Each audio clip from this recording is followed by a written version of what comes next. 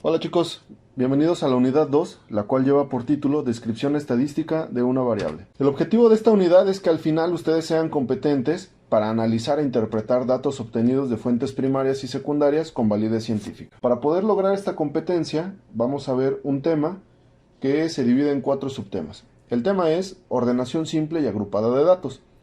Los subtemas que vamos a revisar son intervalos, fronteras de clase, marca de clase y frecuencias relativas y acumuladas. Antes de que nos adentremos en materia de ejercicios y de ordenación de datos, necesitamos saber que todo esto que estamos viendo está fundamentado en herramientas estadísticas y conviene saber qué entendemos por estadística. En este caso, a mí me gustaron estas 3 definiciones de Ginás, Alonso y Flores, quienes dicen que la estadística es una colección de datos numéricos ordenados y clasificados según un determinado criterio. También la definen como la ciencia que, utilizando como instrumento las matemáticas y el cálculo de probabilidades, estudia las leyes de comportamiento de aquellos fenómenos que no están sometidos a las leyes físicas y basándose en ellas, predice e infiere resultados. También la definen como una técnica o método científico usado para recolectar, organizar, resumir, presentar, analizar, interpretar, generalizar y contrastar los resultados de los fenómenos reales. Esta última definición hay que ponerle muchísima atención porque nos está dando un panorama muy amplio de todo lo que podemos hacer con la estadística. Primero nos habla de recolectar, es decir, nos va a dar las bases para poder saber si la información que nosotros estamos recogiendo es adecuada, no es adecuada o si tiene sentido. Después nos habla de organizarla, de resumirla y presentarla, que esta parte es fundamental, la vamos a ver más adelante en esta unidad, porque aquí también ya viene algunas técnicas de hacer gráficas, de graficación. Es muchísimo más sencillo ver gráficas y analizar gráficas que ver tablas y tablas y tablas de bases de datos. Después vienen algunas otras acciones importantes como analizar, interpretar, generalizar y contrastar. ¿Por qué? Porque en función de la estadística, o más bien con ayuda de la estadística, podemos establecer que el fenómeno A tiene relevancia para el fenómeno B, o que el fenómeno A afecta al fenómeno B sin afectar al fenómeno C, o que la variable A tiene repercusión en la variable B, en la variable C, en la variable D y en la variable E, o que A y B no suceden, mientras que A y C sí suceden al mismo tiempo. Entonces, la estadística nos va a ayudar muchísimo en todos estos ejercicios de métodos cuantitativos. La estadística tiene 3 funciones básicamente. La primera es representar y describir información. La segunda es inferir conclusiones sobre poblaciones grandes basándose en subconjuntos de ellas. Y la tercera sería utilizar modelos para obtener pronósticos confiables. De su lado derecho van a encontrar 2 ejemplos. La primera tabla la saqué de la encuesta intercensal 2015 y son datos para el estado de Quintana Roo. Aquí nos está dando 4 datos muy puntuales: la población total, el número de viviendas particulares, el promedio de escolaridad y la población que habla una lengua indígena. Entonces, la primera función, que es representar y describir información, la podemos ver reflejada en la primera parte, en la primera línea. La población total, ¿sí? Nos está describiendo la información, nos está diciendo que en el estado de Quintana Roo hay 1.505.785.000 habitantes. También nos está diciendo y nos está describiendo cómo son las viviendas que contaron. Son viviendas particulares, no nos está hablando de viviendas abandonadas o de ningún otro tipo de vivienda, sino viviendas particulares. Y en ese sentido nos dice que hay 441.200 en el estado de Quintana Roo.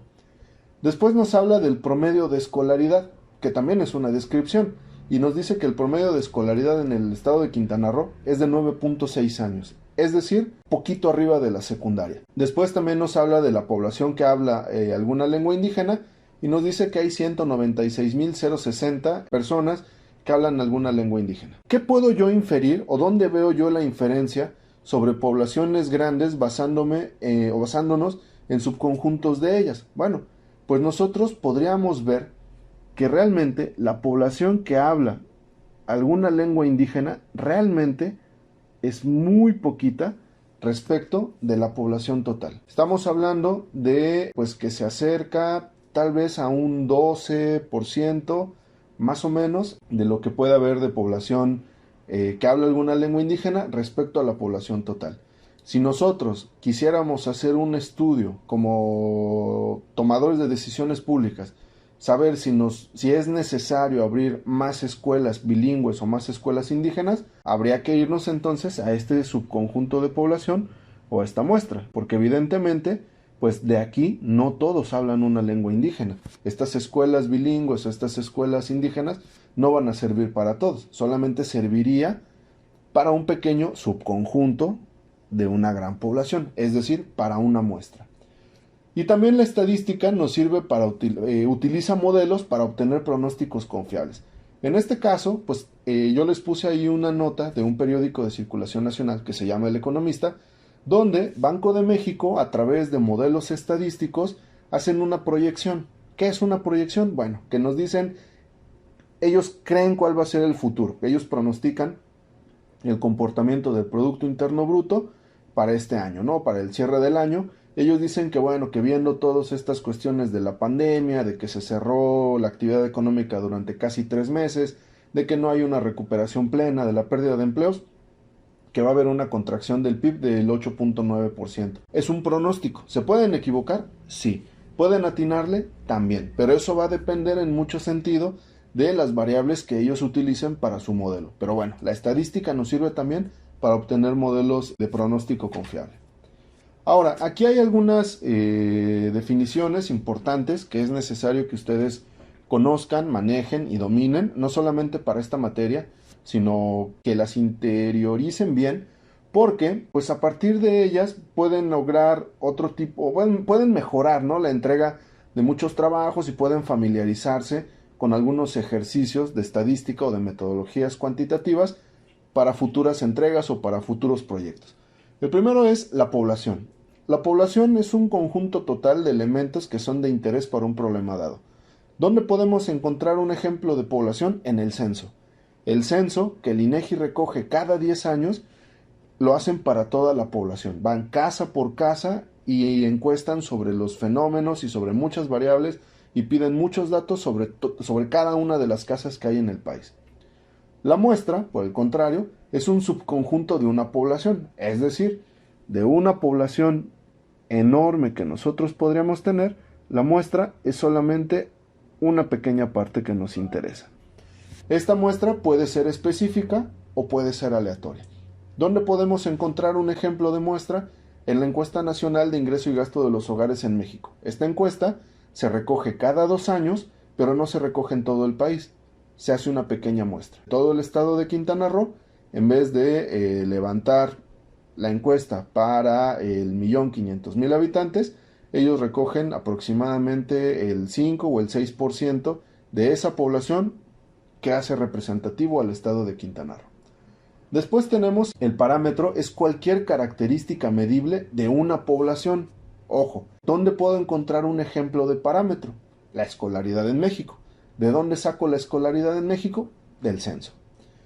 Después, un estadístico es cualquier característica medible de una muestra. Ojo, ¿dónde encuentro un ejemplo de un estadístico? Bueno, pues un estadístico sería el número de pacientes que desarrollaron inmunidad en las pruebas de la vacuna de COVID.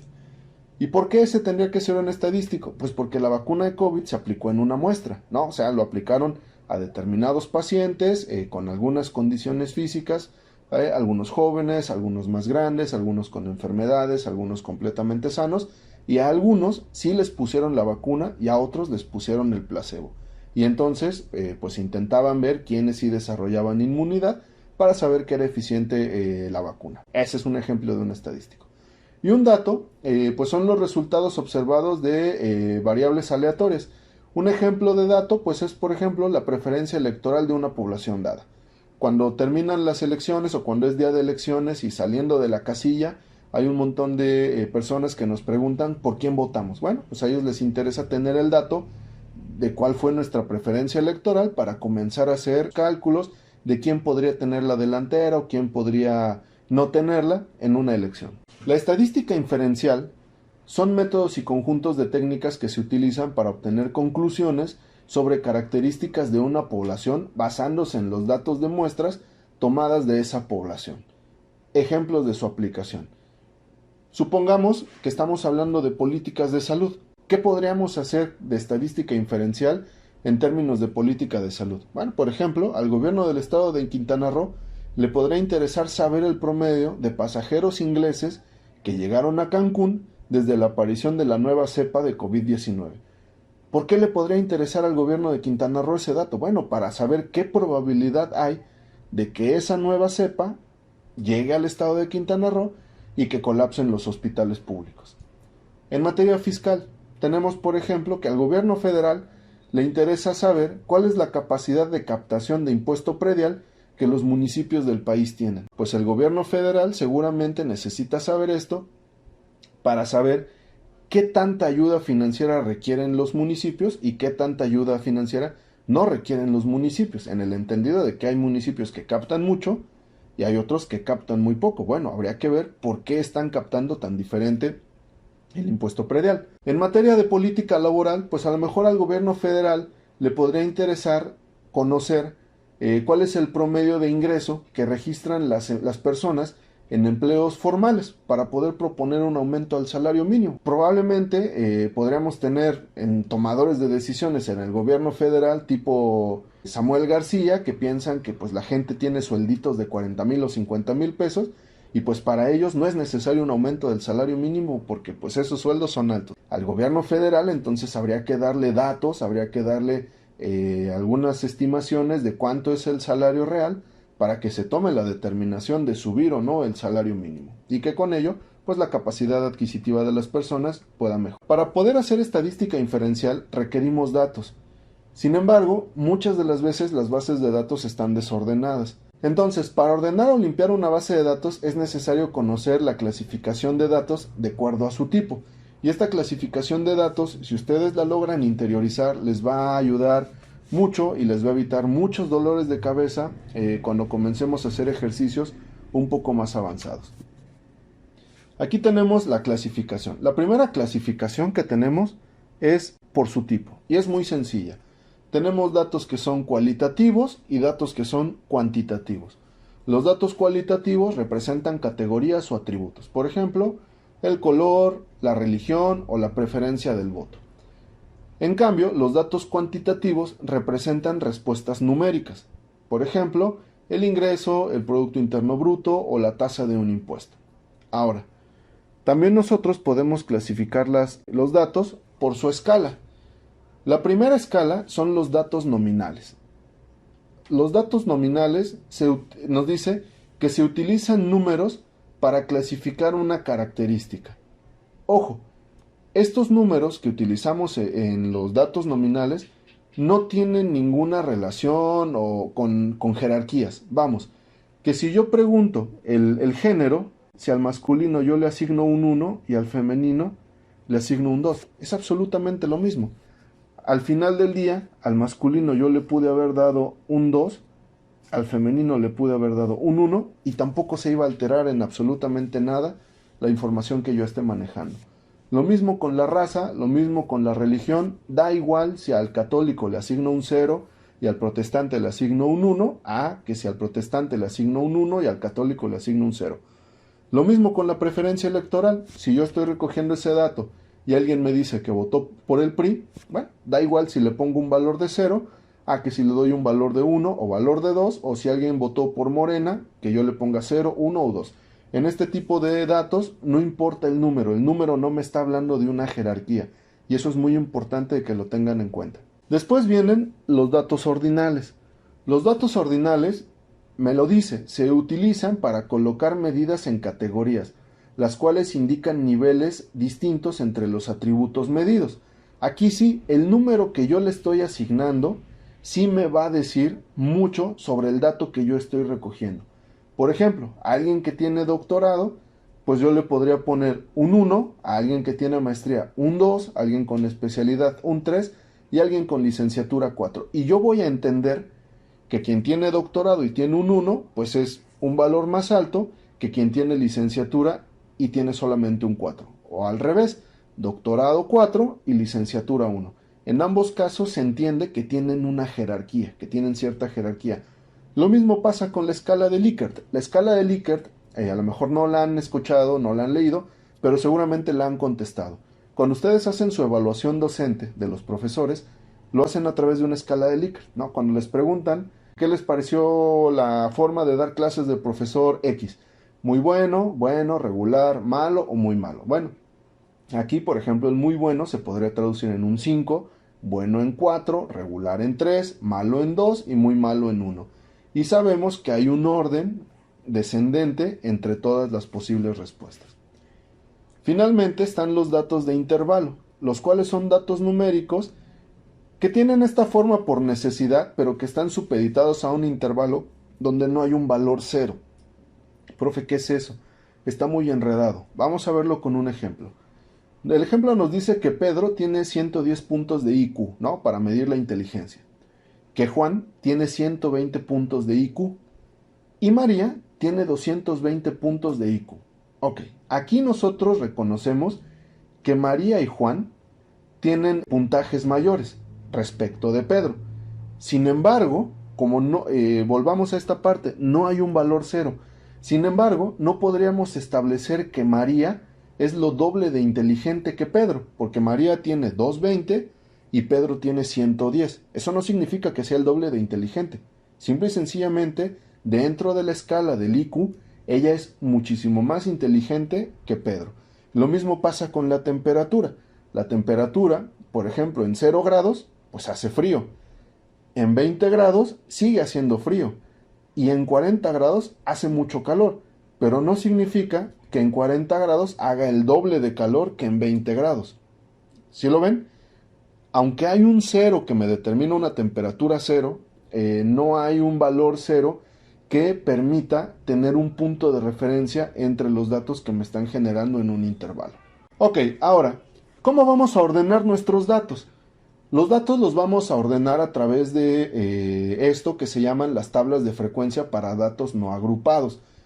Los datos no agrupados es cuando yo no hago clases. A mí no me interesa ponerle intervalos, ni me interesa poner distancia entre los datos. A mí me interesa saber los datos de manera individual. Y les pongo un ejemplo. Aquí me dice que el Ayuntamiento de Salsacia quiere saber la frecuencia de los predios morosos que no han pagado impuesto predial. Para ello, le ha dado el número de años que se adeudan en la colonia Conservia. Muy bien. Y entonces aquí me da todos los años que están adeudándose en el ayuntamiento. Hay quien debe 3 años, 5 años, 7 años, 6 años y así sucesivamente. Bueno, para resolver el ejercicio, nosotros tenemos que plantear una tabla con la siguiente estructura. Una columna donde yo tenga los datos, una columna donde yo tenga la frecuencia, a la cual voy a representar con la letra F, una columna para la frecuencia relativa, que yo voy a denotar con las letras FR, una columna para la frecuencia acumulada, que lleva las letras FA, y otra columna para la frecuencia acumulada relativa. Vamos a ver cómo resolvemos este tipo de ejercicios. Habíamos quedado que necesitábamos una tabla donde nosotros anotáramos una columna donde yo tuviera mi dato, una columna donde yo tuviera la frecuencia, una columna donde yo tuviera la frecuencia relativa. Después yo necesito una columna donde tenga la frecuencia acumulada y finalmente voy a necesitar una columna donde tenga la frecuencia acumulada relativa. Por supuesto que a ustedes les va a salir más ordenado porque ustedes tienen una libreta cuadriculada, mientras que yo tengo que estar rayando aquí en blanco, pero bueno, va a ser muy comprensible lo que vamos a hacer. Entonces, pues yo tengo los datos. Yo ya tenía ordenado los datos que me estaba dando el ejercicio y yo encuentro que los años que no se han pagado de predial van desde 3 hasta 7. Lo primero que tengo que hacer es acomodarlos en orden del más pequeño al más grande. Entonces anoto el 3, el 4, el 5, el 6 y el 7. Perfecto. Y ahora voy a contar cuántas veces aparece el número 3 en los datos que a mí me dio el ayuntamiento de Conservia, creo les había dicho. Entonces cuento y son 2 veces que aparece el número 3, una vez que aparece el número 4, una vez que aparece el número 5, 3 veces que aparece el número 6 y 3 veces que aparece el número 7. Muy bien. Ahora, la frecuencia relativa no es otra cosa más que el porcentaje.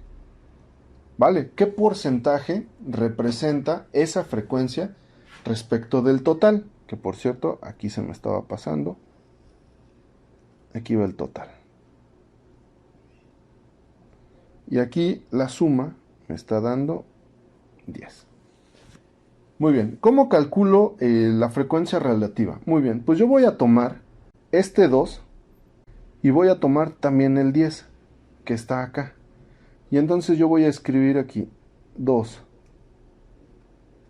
sobre 10 es igual a 0.20.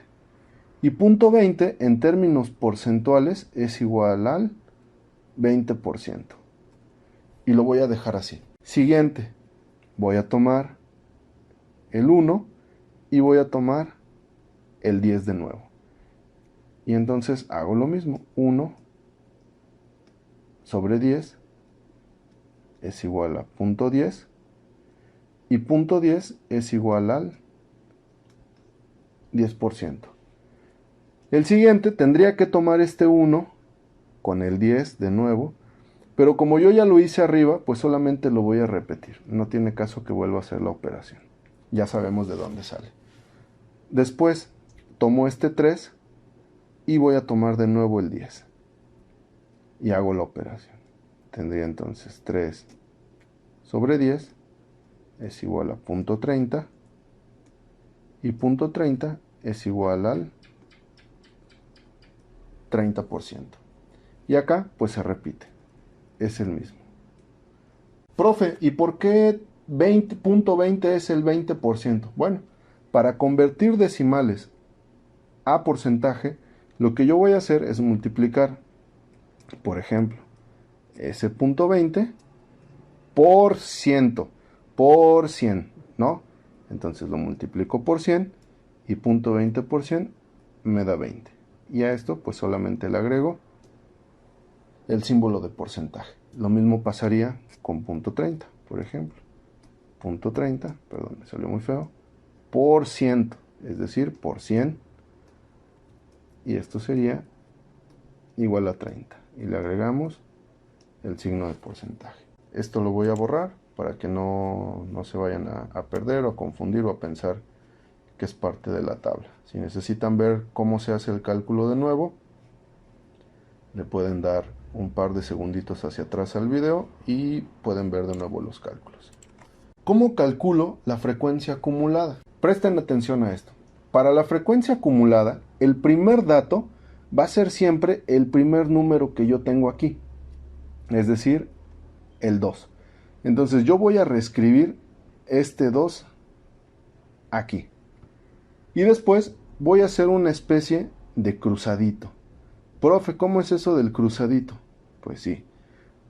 Yo voy a tomar este 2 más el 1, 2 más 1, y el resultado lo voy a anotar aquí. Es decir, 2 más 1 y el resultado me va a dar 3. Este 3 más 1 y el resultado lo voy a anotar acá. 3 más 1 es 4. Siguiente, 4 más este 3 y lo voy a anotar acá. Entonces yo tendría 4 más 3 es igual a 7. Y finalmente 7 más 3 y lo voy a anotar acá. 7 más 3 es igual a 10. Ahora, ¿cómo sé que yo lo hice bien? Una forma de verificar que mis cálculos son correctos es que este dato al que yo voy a llegar aquí tiene que ser exactamente el mismo que este. Como ambos son 10, significa que lo he hecho de manera adecuada. Están bien hechos mis cálculos.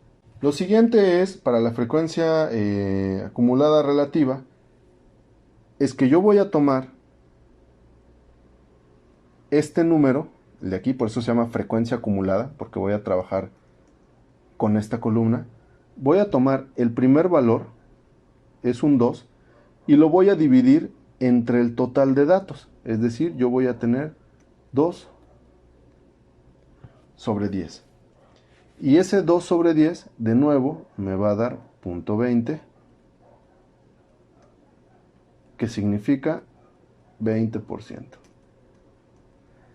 Después voy a tomar el 3 y voy a hacer 3 sobre 10, es decir, este 3 con este 10, y 3 sobre 10 pues me va a dar 0.30, que es igual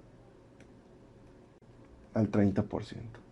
Después tomo este 4 con el mismo 10 y voy a tener 4 sobre 10 es igual a 0.40, y esto es igual a 40%. Voy a tomar 7 sobre 10 es igual a 0.70, y esto es igual al 70%. Y finalmente 10 sobre 10 es igual a 1, y esto es igual a 100%. ¿Cómo sé que yo hice las cosas bien? Este último dato, la última línea de esta columna, me debe dar 100%. Sin importar los datos que yo esté trabajando, sin importar el número de filas, siempre debe cerrar en el 100%. Si me da 100%, entonces significa que lo hice de maravilla. Si tienen dudas, pueden volver a consultar, darle rewind al video para poder ver paso a paso cómo se fueron haciendo todos y cada uno de los resultados.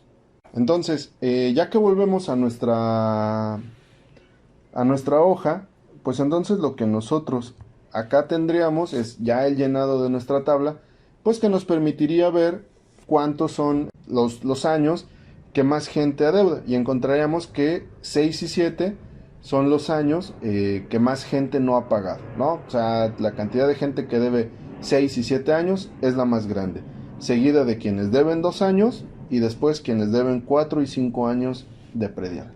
¿Qué pasa cuando tenemos datos agrupados? Bueno, para esto vamos a utilizar algo que se llama tablas de frecuencia para datos agrupados. Acá nos dice que existe la posibilidad de organizar los datos en intervalos o clases para poder calcular la frecuencia de cada clase.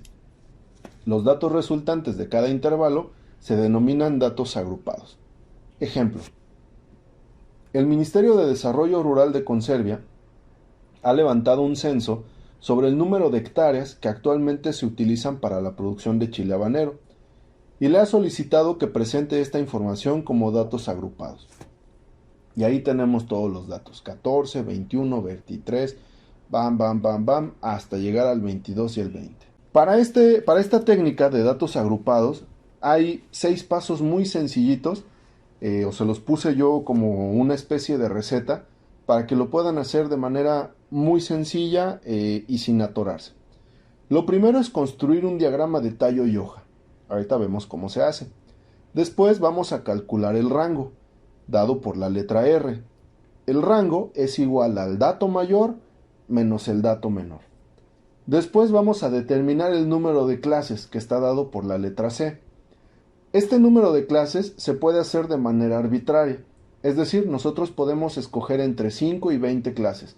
Yo les sugiero que siempre utilicen clases nones, es decir, 5, 7, 9, 11, porque es más sencilla la interpretación de algunas cosas cuando las clases son nones. Profe, ¿y pueden haber clases pares? Sí, de hecho, por ejemplo, el Coneval, el Consejo Nacional de Evaluación de la Política Social en México, utiliza deciles, es decir, divide los ingresos, la cantidad de ingresos que la gente tiene en 10, ¿no? Y está bien, no pasa nada, es solamente que a veces con los números nones es un poquito más fácil de trabajar algunas cuestiones, pero si ustedes escogen pares, no pasa nada, es correcto. O la otra es que se puede utilizar la regla de Sturz. ¿Cuál es esta regla? Esta regla nos dice que la clase es igual a 3.3 multiplicado por el logaritmo de n más 1. Para hacer esto necesitamos una calculadora. A lo mejor no una calculadora científica, pero una que sí por lo menos calcule el logaritmo. Ojo, no logaritmo natural, que es ln. Debe de decir log en su calculadora. En sus celulares, la gran mayoría, si lo utilizan de manera vertical, les va a dar una calculadora estándar. Si ustedes ponen su celular de manera horizontal, les va a desplegar una calculadora científica. Esa la pueden utilizar. Aquí es importante, el resultado que nos dé si utilizamos esta regla es que no vamos a redondear hacia arriba, vamos a redondear hacia abajo. Tenemos entonces que después de determinar el número de clases, necesitamos determinar la amplitud de la clase, dada por W. Y W es igual a R sobre C. ¿R sobre C? Sí. Esta R y esta C. Son datos que nosotros conocemos de pasos anteriores. Después de calcular la amplitud de clase, aquí, ojo, importante, en la amplitud de clase el redondeo siempre es hacia arriba. Es decir, si me da 5.1, voy a redondear a 6. Si me da 5.99, igual voy a redondear hacia 6. El siguiente paso es comenzar a construir las clases con el ancho de clase W calculado y la frontera de clase inferior de la clase es el dato más pequeño más W. Profe, eso está muy enredado. Sí, yo lo sé. Ahorita que lo veamos en un ejercicio van a ver que es muchísimo, muy sencillo. Y finalmente tenemos que comenzar a hacer las otras clases. Y me dice que la siguiente clase debería iniciar en la frontera inferior inmediata, pero abierta. Aquí es importante que recordemos un poco de nuestras clases de matemáticas de la preparatoria. Cuando nuestros profes nos enseñaron a utilizar paréntesis o corchetes, ¿no? Que hay una diferencia. Cuando nosotros utilizamos un corchete, significa que estamos haciendo un dato cerrado. ¿Qué quiere decir cerrado? Que es mayor o menor o igual que. Cuando yo utilizo un paréntesis, significa que es abierto. Voy a poner un ejemplo.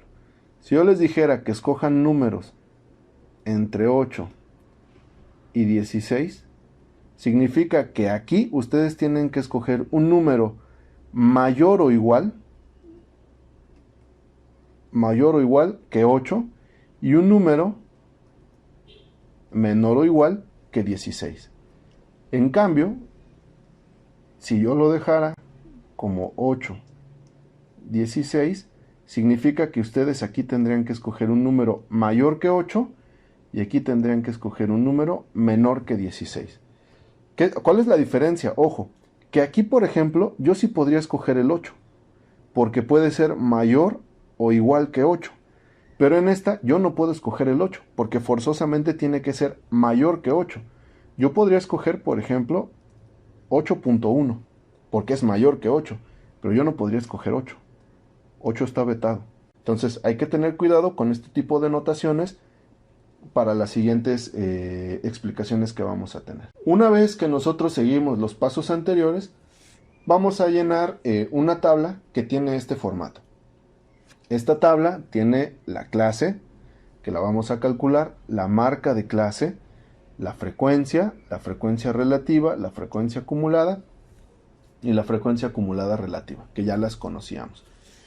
Y aquí les puse una nota. Habrán notado que hay una columna extra llamada marca de clase. ¿Cómo calculamos la marca de clase? Tendrán que sumar el límite inferior y superior de cada clase y después dividirlo entre 2. Profe, yo sigo muy confundido con esto que usted está diciendo. Sí, es enredado. Cuando lo vean con números se van a dar cuenta que esto es muy sencillo y muy amigable. Yo tengo una serie de datos, ¿no? Que están ahí reportados, que se supone que son las hectáreas que se dedican a la producción de chile habanero. Lo primero que yo tengo que hacer es ordenarlos. Y me está diciendo que los tengo que ordenar en un diagrama de tallo y hoja. ¿Qué es el diagrama de tallo y hoja? Yo voy a tomar todos mis datos, por ejemplo, el más pequeño me parece que es un 12, ¿no? Y el más grande me parece que es un 28. Ok, significa que yo tengo datos de 2 cifras, de decenas y unidades. Entonces, el dato más pequeño empieza en 10, que es del 12, y el dato más grande acaba en 20, ¿qué óvole? ¿No? Bueno, anoto un 1 y un 2. Y entonces cuento del dato más pequeño. Pues el dato más pequeño es un 12. Nada más que yo no voy a poner el 12 completo. Yo solamente voy a poner un 2, que significa 12. Después tengo un 14 y yo solamente voy a poner un 4. Tengo un 15 también, solo voy a poner un 5. Y tengo 6 veces el número 16. Entonces lo anoto. Un 16, 2 16, 3 16, 4 16, 5 16, 6 16. Tengo un 17. Tengo 2 18. Y finalmente tengo 5 19. Un 19, 2 19, 3 19, 4 19, 5 19. Y ahora voy con los 20. En el caso de los 20, pues yo tengo 4 veces el número 20. Lo anoto. Un 20, 2 20, 3 20, 4 20. Después tengo 3 veces el número 21. Lo anoto. 21, 21, 21. Tengo 4 veces el número 22. 22, 22, 22, 22. Tengo 3 veces el número 23. 23, 23, 23. Tengo 4 veces el número 24. 24, 24, 24 y 24. Tengo 3 veces el número 25. 25, 25, 25. Y tengo una vez el número 28. Esto es un diagrama de tallo y hoja. En teoría, esta parte de aquí es el tallo. Y en teoría, esta parte de acá es la hoja.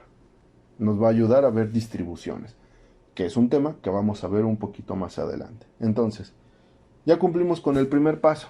El primer paso era hacer mi diagrama de tallo y hoja. ¿Por qué es importante hacer el diagrama de tallo y hoja? Porque, si se dan cuenta, ya está ordenado del menor al mayor. Está ordenado en el sentido de que tengo un 12, 14, 15, 16, 16, 16, 16, 16, 16, 17... Así sucesivamente hasta llegar a 25, 25, 25 y 28. Sin más problemas. Ya está acomodado del mayor al menor. Muy bien. Ahora, mi segundo paso. El segundo paso me dice que yo necesito calcular R. Y R es igual al dato mayor menos el dato menor. ¿Cuál es mi dato mayor? Mi dato mayor es 28. ¿Y cuál es mi dato menor? El 12. Lo escribo. R sería igual a 28 menos 12. ¿Cuánto es 28 menos 12? 16. 28 menos 12 es igual a 16. Paso número 2. Ya lo cumplí. Voy a borrar, copien ustedes en su libreta. Yo voy a borrar porque necesito espacio para seguir haciendo los otros pasitos. El paso número 3 me dice que tengo que calcular el número de clases. Muy bien. El número de clases es igual a 3.3 por el logaritmo de n más 1. Muy bien. Desagreguémoslo. Esto es igual a 3.3. ¿Cuántos datos tengo yo en total? Que sería n. Yo tengo 40 datos. Entonces es log de 40 más 1. Y sustituyo. En mi calculadora, pues yo ya hice cuánto es logaritmo de 40. Y logaritmo de 40 me da 1.60. Y sería todo esto más 1. Recordemos que en matemáticas las multiplicaciones llevan prioridad. Esto quiere decir que primero tengo que hacer las multiplicaciones y después hago la suma. Entonces esto me daría al final de todo 6.2. Ya habíamos quedado que en este caso no se redondea, sino que se cierra el dato. Entonces 6.2 es igual a 6. Perfecto. Entonces, recapitulando, yo calculé una R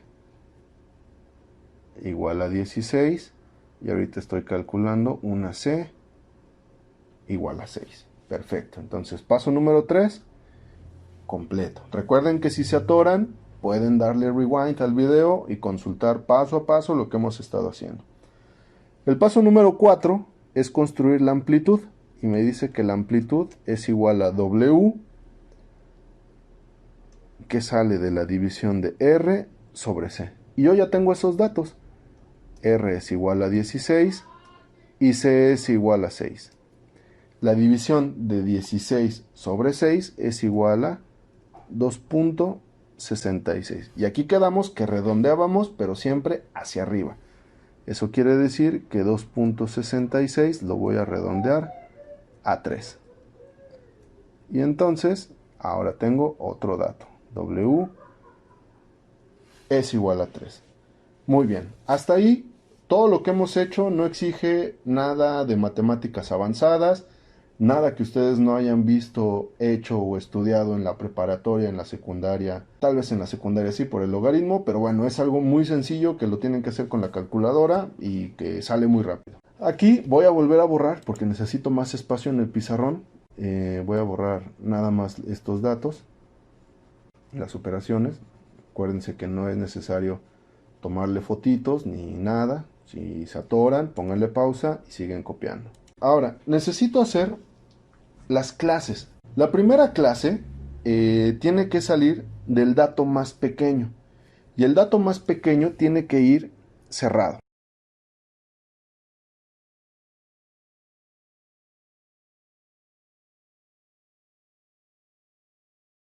¿Cierto? Entonces, perdón, no sé por qué le puse este. No debería ir aquí. Es más, este lo vamos a borrar. 12 más 3 es igual a 15. Eso significa que mi primera clase empieza en 12 y termina en 15, pero con paréntesis. ¿Vale? Ojo, acuérdense. ¿Qué quiere decir esto? Que aquí tiene que ser un dato mayor o igual que 12, pero este tiene que ser un dato menor que 15. Es decir, 15, si a mí me saliera un 15, yo no lo puedo poner en esta clase, porque debe de ser un dato menor que 15. Ojo con eso, hay que ser muy cuidadosos. Ahora, yo ya tengo 15. Eso significa que este 15 yo lo voy a reescribir abajo. Y a 15 también le voy a sumar 3. Profe, ¿por qué le está sumando 3? Porque toda esta suma es la W, que es la amplitud de la clase. Entonces, aquí abajo voy a escribir 15 más 3 es igual a 18. Entonces, el ancho de la clase llega hasta 18, pero con paréntesis. Y lo mismo, significa que aquí es un dato mayor o igual que 15 y acá debe ser menor que 18. Este 18 lo tomo y lo escribo acá. 18 más 3, que es el ancho de clase, me va a dar 21. Significa que la siguiente clase es de 18 a 21. Tomo el 21, le sumo W, que es 3, y me va a dar 24. Y entonces yo tengo que aquí va de 21 hasta 24. Tomo el 24, le sumo 3 de la W y me da 27. Y entonces este va de 24 hasta 27. Después de 27 más 3 es igual a 30. Y entonces mi última clase, acuérdense que nosotros calculamos 6 clases, tiene que ir de 27 a 30. Y cuento que realmente sean 6 clases. Aquí tengo 1, 2, 3, 4, 5, 6 clases. Y tienen un ancho de 3 cada clase, ¿sí? De 12 a 15 hay 3, de 15 a 18 hay 3, de 18 a 21 hay 3, y así sucesivamente, ¿vale? Entonces he cumplido con todo lo que yo había puesto. Ojo, en cada una de estas clases, este dato, lo que nosotros vemos, que voy a separar con una línea verde, todos los datos de aquí son en límite inferior y todos los datos de acá son el límite superior, ¿vale? Para que eso lo tengan en cuenta a la hora de repasar sus apuntes. Bueno, el 12 es límite inferior, 15 es límite inferior, 18 es límite inferior, pero por ejemplo el 15 es límite inferior aquí, porque acá es límite superior, ¿vale? Es el dato más pequeño y el dato más grande en cada una de las clases. Ok, borramos esto entonces. Y en automático esto a mí ya no me sirve más, yo ya no lo necesito. Pero voy a tener que borrar toda la hoja y voy a reescribir las clases porque si no, no me va a alcanzar el espacio para poder hacer la marca de clase. Bueno, pero bueno, esto ya, si no les quedó tan claro, pueden volver a ver el video. Es algo muy sencillo, no tiene mayor complicación. Pueden darle rewind las veces que quieran y lo van a poder consultar. Entonces tendríamos que la primera clase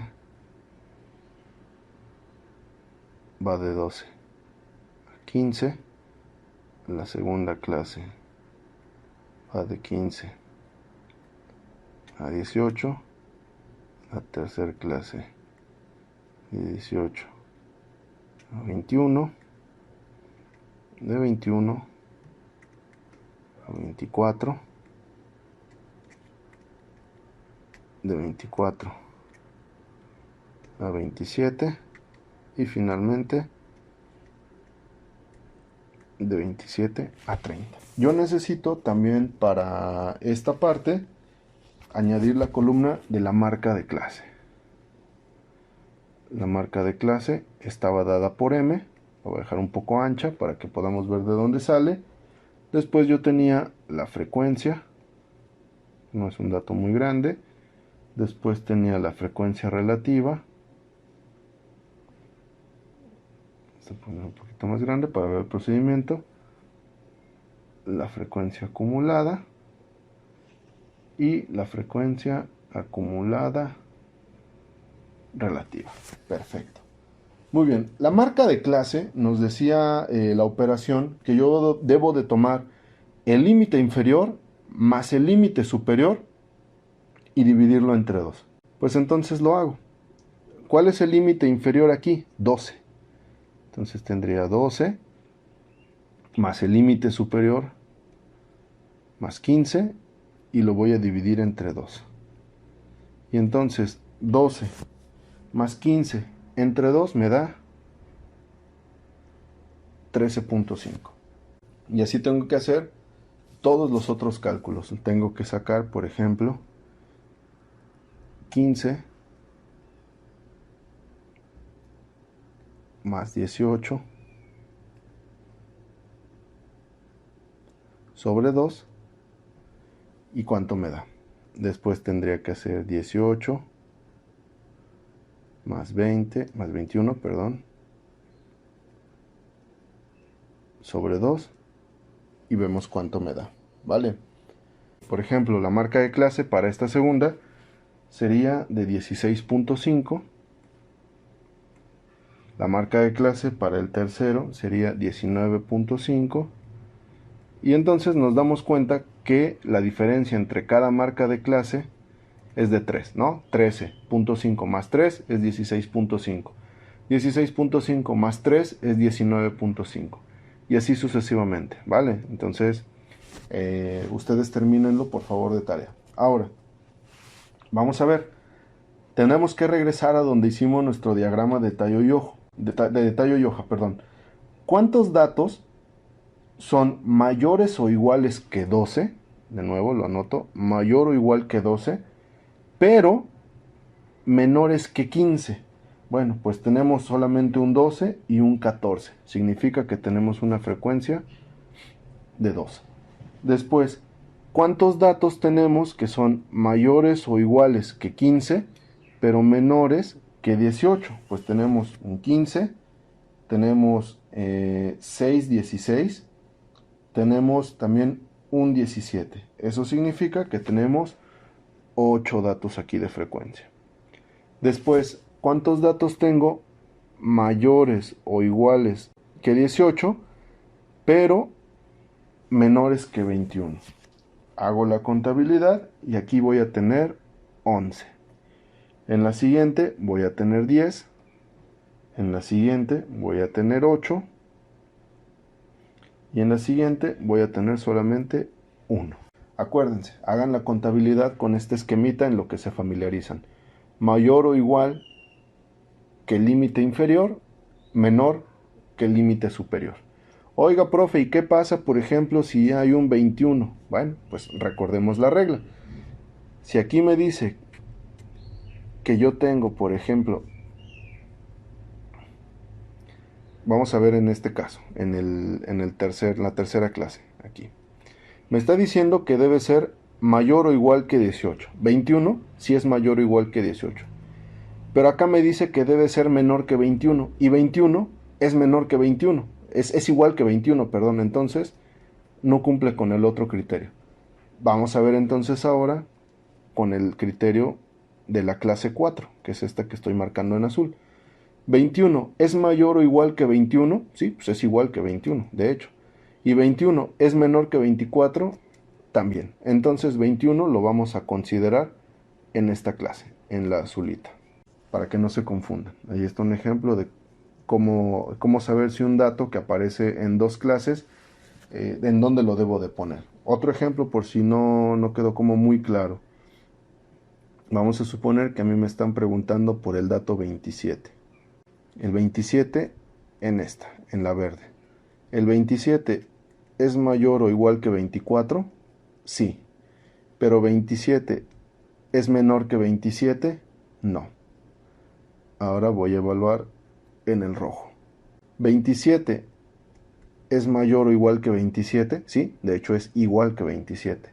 ¿Y 27 es menor que 30? Sí, es menor que 30. Entonces 27 debe de estar incluido en esta clase y no en la verde. Ojo con eso, porque a veces cuando uno está empezando este tipo de ejercicios puede confundirse. Continuamos. La frecuencia relativa, bueno, acá sabemos que al total son 40 datos. Ahora, para la frecuencia relativa, recuerden que yo voy a tomar el dato de la frecuencia y lo voy a dividir entre el 40, que es el total de datos que yo tengo. Entonces voy a tomar el 2 y lo voy a dividir entre el 40. Y 2 entre 40 me da 0.05. Y esto es igual al 5%. Profe, .05 no es igual al 50%. No. Hagan la operación que les sugerí. 0.05%, es decir, por 100. Y les va a dar 5. Es decir, el 5%. ¿Vale? Entonces, borro aquí para que no haya confusión. Después tomo la otra. 8 entre 40. Y 8 entre 40 me da .20. 0.20, que es igual al 20%. Continúo. 11 sobre 40 es igual a .275. Y esto es igual al 27.5%. Creo que este punto no se ve bien. Ok, ahí está. Después tengo 10 entre 40.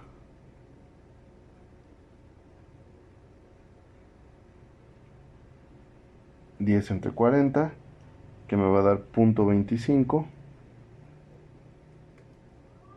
Y este es igual al 25%. Después el 8 sobre 40 ya lo tenía hecho, que es 20%. Y 1 sobre 40. 1 sobre 40 me va a dar 0.025 y esto es igual al 2.5%. De hecho, ustedes pueden notar la diferencia entre este 0.25 que me da 25% y 0.025 que me da 2.5%. ¿Ya lo vieron? para que no se vayan a confundir al momento de sacar los porcentajes. Recuerden que si se perdieron en algún paso, pueden regresar el video las veces que sean necesarias para poder ver el procedimiento. Y si aún así no les queda muy claro cómo lo fuimos haciendo, hacemos una videollamada, ¿vale? Pero yo espero que no haya mayor inconveniente. Para la frecuencia acumulada, yo voy a tomar, acuérdense, el dato de la frecuencia, el primer dato de frecuencia, y lo voy a pasar. Lo escribo tal cual, es un 2. Y de nuevo con el plumoncito verde. Voy a tener 2 cruzado más 8, y el resultado lo voy a anotar aquí. Y me va a dar 10. Y después 10 más 11, y el resultado lo voy a anotar acá. 10 más 11 es 21. Después ese 21 cruzadito con otro 10, y lo voy a anotar acá. 21 más 10 es igual a 31. 31 más 8 es igual a 39. Y 39 más 1 me va a dar 40. Y habíamos dicho que una forma de comprobar que mi tabla iba por buen camino es que este dato y este dato son exactamente lo mismo. Entonces voy bien, he avanzado de manera adecuada hasta este punto. Ahora viene la frecuencia acumulada relativa. En la frecuencia acumulada relativa, recuerden que voy a tomar la frecuencia acumulada, es decir, esta columna, y lo voy a hacer relativo. ¿Relativo qué? Al total de los datos que yo tengo. Tendría entonces yo 2 sobre 10, 10 sobre 10, perdón, sobre 40, 21 sobre 40, 31 sobre 40, 39 sobre 40 y 40 sobre 40. Hago las operaciones y aquí pues me va a dar 0.05, acá me va a dar 0.25, acá me va a dar 0.523, acá me va a dar 0.773, por acá me va a dar 0.975 y finalmente me va a dar 1. Y recuerden que si aquí me da 1, significa también que lo hice adecuadamente. Ahora nosotros ya tenemos la información agrupada sobre el número de hectáreas que producen chile habanero en el ayuntamiento que nos proporcionó la información, y podríamos comenzar a hacer ciertas inferencias. Podríamos comenzar a decir que en este municipio la gran mayoría de los productores tienen este rango, ¿no? Porque es donde están las frecuencias más altas. Es decir, tenemos productores que tienen entre 18 y 24 hectáreas. De hecho, también podríamos decir que son muy pocos los productores que tienen poquita tierra, pero también son muy pocos los productores que tienen mucha tierra. Digamos que está un poco balanceada la tenencia de la tierra en este ejemplo. No estamos hablando de producción, no estamos hablando de tractores, no estamos hablando de nada. Solamente estamos viendo cuánto es la tierra que tiene en este ayuntamiento, en este municipio, para la producción de chile habanero. Ojo, aquí los datos cambiarían muchísimo si nosotros hubiéramos trabajado en vez de 6 clases, que lo hicimos a través de la regla, si lo hubiéramos hecho de manera arbitraria y nosotros hubiéramos dicho, bueno, yo lo quiero hacer con 5 clases.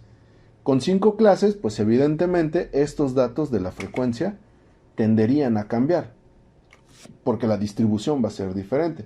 Sería interesante ver cómo se comportaría esta distribución si fuera de 5 clases. Y bueno chicos, con esto llegamos al fin de este tema. Ojo, es solamente el tema, no de la unidad. Aún hay temas pendientes en la unidad. Hola chicos, de nuevo. En esta ocasión vamos a darle continuidad a la unidad 2, que lleva por título Descripción estadística de una variable. Los temas que vamos a ver es la representación gráfica de datos y toca ver la gráfica de barras, la de pastel, bigotes, dispersión, gráfica de líneas, ojiva e histograma. La representación gráfica de datos nos ayuda a ver de forma sintetizada y con mayor claridad un conjunto de datos. Vamos, que si pensemos que ustedes en el largo plazo, en el mediano plazo, se van a convertir en tomadores de decisión pública o en asesores de los tomadores de decisiones públicas. Pensemos que ustedes quieren presentarle un proyecto al gobernador, a un presidente municipal, a un senador, a un diputado. Bueno, estas personas no les van a dar más de 3-4 minutos de su atención, por lo que tienen que atraparlo muy rápido, ¿no? Su atención debe estar muy focalizada. Si ustedes le presentan una hoja con muchos números, con muchas tablas, simple y sencillamente no les van a poner atención. En cambio, las gráficas nos van a ayudar a sintetizar toda esa información. No significa que ellos nunca hayan hecho una tabla, seguramente lo hayan hecho, o que no sean importantes. Las tablas, digámosle así, son la talacha, es todo el trabajo, es arrastrar el lápiz. Pero la gráfica es lo que resume y es lo que sintetiza. Y además nos permite pues ver con mayor claridad lo que estamos viendo en una tabla. Aquí les traigo un ejemplo. Nos dice que supongamos que la tabla que ustedes están viendo representan los datos sobre la captación municipal de impuestos que el estado de Tanganica tiene. Y entonces tenemos toda una tabla donde están los municipios del estado de Tanganica: Santa María, San Pedro, San Juan, Ciudad Capital, Playa Linda, Boca Bahía y Santo Tomás.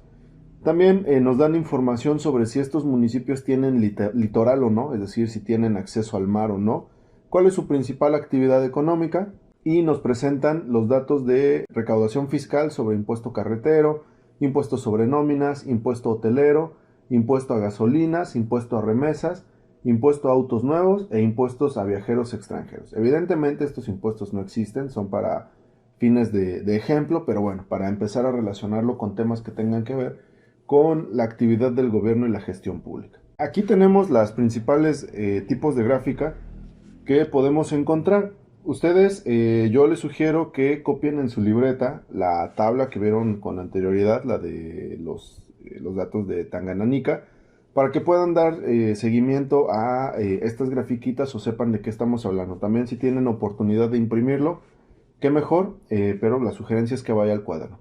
Entonces, por ejemplo, esta gráfica de pie o de pastel o gráfica circular, dependiendo del libro donde ustedes lo estén consultando, nos muestra justamente en un círculo o en una especie de pastelillo el porcentaje que tenemos de alguna de las variables. En este caso, yo quise graficar en esta modalidad si estos municipios tenían litoral o no tenían litoral.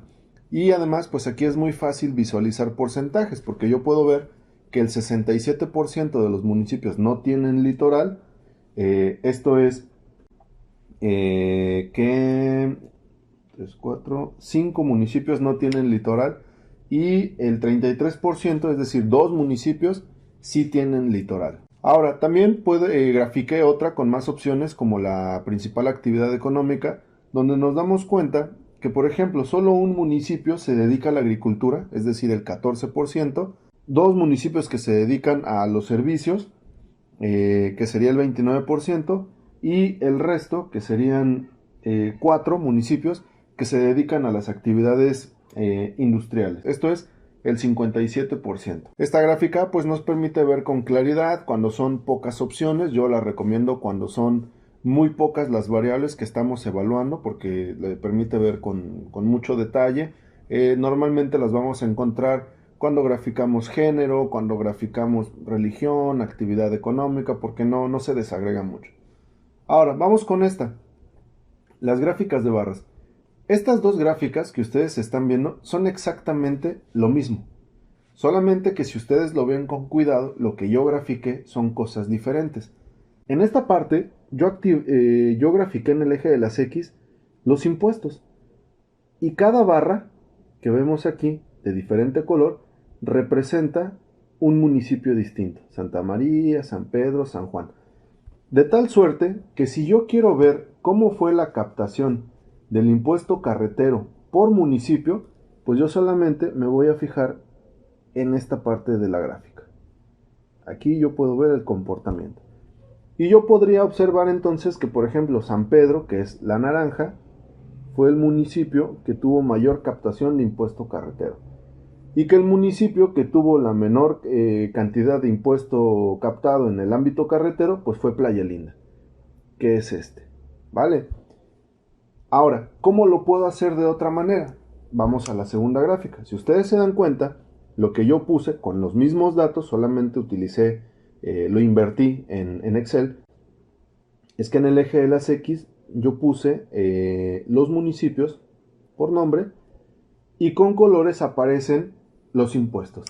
Entonces, si yo quiero saber, por ejemplo, en Santa María, cuál fue el impuesto que tuvo mayor éxito en la recaudación, pues entonces yo necesito checar, por ejemplo, aquí en Santa María, el de color naranja y el de color azulito. Me voy aquí a las acotaciones y veo que el naranja es el impuesto sobre nóminas y el azulito es el impuesto a remesas. Eso significa que en Santa María lo que más se recauda es por nóminas y por remesas. Habría que ver en la tabla Santa María a qué se dedica, ¿no? Para ver si podemos comenzar a inferir algo. Y si vamos a la tabla vamos a ver que Santa María se dedica a la agricultura. Un municipio que se dedica a la agricultura y que tiene muchísimo impuesto a las remesas, pues nos está hablando de procesos migratorios, tal vez, de pues que la gente que se va pues termina por enviar dinero y que yo como gobierno puedo aprovechar eso para captar más impuestos. Vamos a ver por ejemplo el caso de San Juan. Vamos a ver a San Juan. San Juan en este caso yo quiero saber cuál es el impuesto que menos cobra. ¿En dónde tiene menos éxito fiscal San Juan? Pues nos damos cuenta que es en la barrita gris que está acá y nos vamos a las acotaciones. La barrita gris es el impuesto hotelero. Y vamos a ver San Juan a qué se dedica. Bueno, San Juan se dedica a la industria. Tendría un comportamiento, digamos que esperado. ¿Dónde tendríamos que esperar un alto porcentaje de captación de impuesto hotelero? Pues en los municipios que se dedican al turismo. Y según nuestros datos, los municipios que se dedican al turismo son Playa Linda y Boca Bahía. Vamos a ver. En Playa Linda, en efecto, el impuesto hotelero es uno de los más altos y en Boca Bahía también es uno de los más altos. En estos dos municipios que son turísticos, ¿qué otro impuesto esperaríamos que estuviera muy alto? Pues a lo mejor el impuesto a viajeros extranjeros. Este impuesto a viajeros extranjeros, que es el último de las barritas, nos damos cuenta que en Playa Linda, si bien no es el más alto, sí es de los tres más que tienen mejor eficiencia recaudatoria. Y también en Boca Bahía es el que tiene, es de los tres más altos que tienen para captar sus impuestos. Entonces, esta es la gráfica de barras. Yo puedo jugar con qué es lo que me interesa observar. Incluso ustedes podrían jugar cuál es el énfasis. Por ejemplo, si ustedes quisieran presentar cuál es el impuesto más exitoso o el que más se capta en el estado de Tanganyika, porque se lo van a presentar a la Comisión de Asuntos Hacendarios o al secretario de Hacienda o al secretario de Cefiplan, bueno, pues habría que enfocarnos, por ejemplo, en este, ¿no? Este es el impuesto que se capta más, es el que tiene las barritas más altas. ¿Cuál es el impuesto que se capta menos? Pues el impuesto carretero, acá lo vemos, ¿no? Es el que tiene las barras más pequeñitas. Ahora, por el contrario, si yo lo que quisiera es hacer un análisis por municipio, pues tendría que irme a la segunda gráfica y darme cuenta de que hay municipios que captan mucho, como por ejemplo San Juan, como Playa Linda, como Boca Bahía, y que hay municipios que no tienen una captación tan constante de impuestos, como podría ser San Pedro, que vemos que ninguno de los rubros rebasa los 80 de captación. Después tenemos también la gráfica de dispersión. La gráfica de dispersión es muy similar a la gráfica de barras, solamente que lo que hace es jugar con los puntos. Y la gráfica de dispersión es más bien utilizada para algunas técnicas estadísticas un poco más avanzadas, como la regresión, como la covarianza y como las correlaciones. Los vamos a ver en su momento, pero es importante que se vayan acostumbrando a interpretarlas. En este caso, lo que yo estoy viendo es la captación fiscal en Tanganyika. Lo mismo, aquí lo que yo estoy viendo, este 1, este 2, este 3, son los impuestos. Entonces aquí de nuevo yo estoy graficando por impuesto, mientras que como acá yo estoy viendo en las acotaciones los impuestos, este 1, este 2 y este 3 se refiere a los municipios. Entonces yo así lo tengo que leer. De tal suerte que yo aquí puedo ver que, por ejemplo, el impuesto carretero, el impuesto carretero, pues yo ya podría aquí darme una idea de quiénes lo están captando. Por ejemplo, ¿quién es el que captó más impuesto carretero? Es este puntito naranja. Ese puntito naranja corresponde a San Pedro. ¿Quién es el municipio que captó menos impuesto carretero? Pues es este que es como de color moradito. Y ese impuesto de color moradito, esta marca moradita, correspondería a Playa Linda. Aquí está, Playa Linda. Entonces es cosa de acostumbrarnos a leer las acotaciones y el eje. Lo mismo pasa con la segunda gráfica de dispersión. Yo tengo que acostumbrarme a que esta primera es Santa María, es San Pedro, San Juan, Ciudad Capital, y que todos estos puntitos representan alguno de los impuestos y el nivel de captación. El otro gráfico que vamos a ver es el gráfico de caja y bigotes. El gráfico de caja y bigotes solamente me permite graficar una variable a la vez. En este caso, lo que yo grafiqué fue el impuesto carretero. Esta gráfica de caja y bigote es muy interesante porque justamente esta rayita que ustedes ven aquí es lo que le llaman, por lo que le llaman el bigote, ¿no? Este bigote, ¿qué me delimita? Me está delimitando el dato mínimo, es decir, el más pequeño, que en el caso del impuesto carretero es cercano a 8. Aquí yo me fui un poquito chueco, pero es 8. Y en el caso del máximo, me lo está graficando por acá, que sería 38, más o menos, ¿no? Entonces, los bigotes me están delimitando el valor máximo y el valor mínimo. Y en el caso de este puntito, bueno, yo lo hice en un software que se llama StatGraphics. Este puntito lo que significa es la media. La media, lo vamos a ver más adelante, es también una forma de llamarle al promedio. Es decir, en promedio, todos estos municipios captaron aproximadamente 25, 26 de impuesto carretero. Y la caja está delimitada por algo que vamos a ver un poquito más adelante, que se llaman cuartiles. Es decir, digamos que está dividiendo la información en 4, ¿no? Vamos a suponer que esto es toda la información y que yo la estoy dividiendo en 4. El promedio tendría que estar aquí, más o menos. Por aquí está el promedio. Y de estos cuadrantes que quedaron aquí, alrededor del promedio, digamos que lo parte a la mitad. Lo parte a la mitad y eso es lo que genera la caja. Y queda para acá el bigote y queda para acá el otro bigote. Ahora, ¿cómo voy a graficar? Bueno, más bien nos faltó ver la ojiva y el histograma. Bueno, para hacer las ojivas y los histogramas necesitamos hacer los datos agrupados. Entonces, a continuación vamos a resolver las tablas de frecuencia agrupada para este ejercicio y posteriormente vamos a ver cómo se grafican las ojivas y los histogramas. Bien, vamos a ver cómo tenemos que graficar y hacer todo el ejercicio completo para poder lograr la ojiva y el histograma. Recordemos que tenemos un ejercicio donde nos están dando los municipios de un estado y nos dan algunos datos, ¿no? Como si tienen acceso a playa, la principal actividad económica y lo que captaron de impuestos. Lo que a nosotros nos interesa es analizar toda esta captación de impuestos.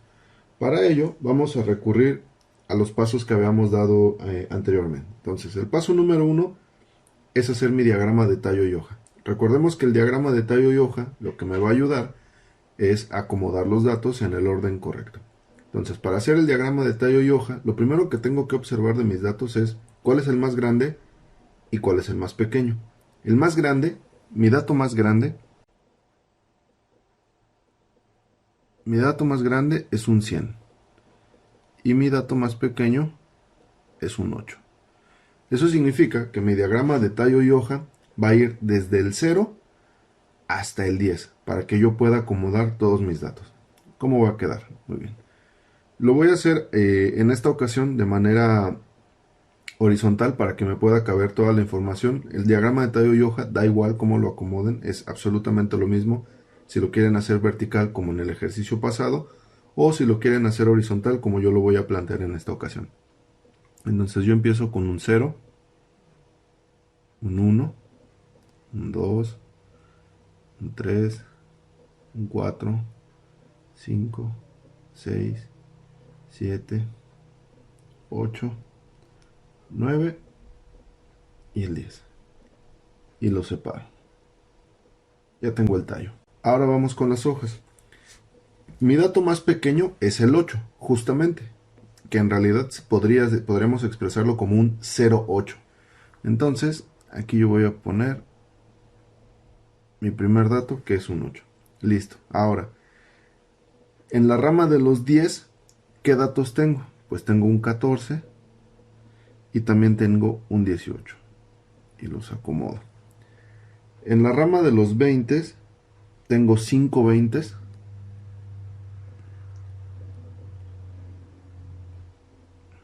Muy bien, ya los puse.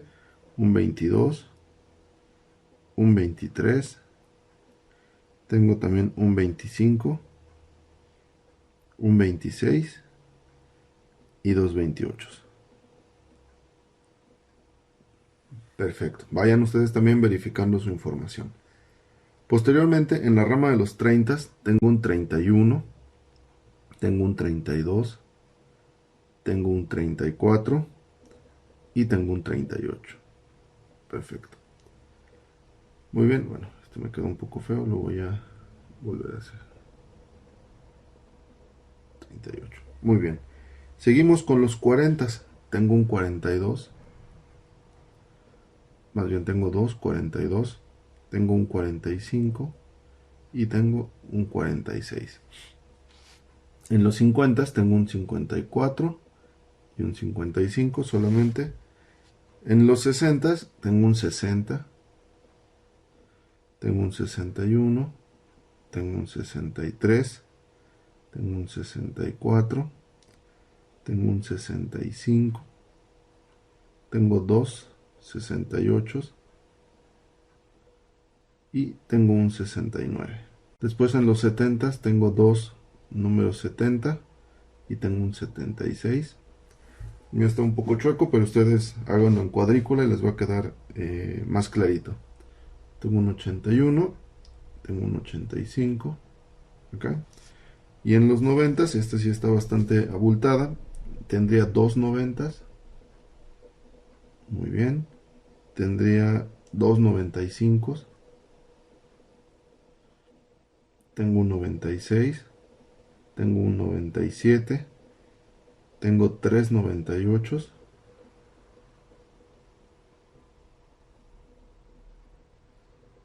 muy bien, y tengo dos 99. Y acá tengo un 100. Entonces, pues yo ya cumplí con mi paso número 1, que es calcular mi diagrama de tallo y hoja. El paso número 2 es calcular R. Y R es igual al dato mayor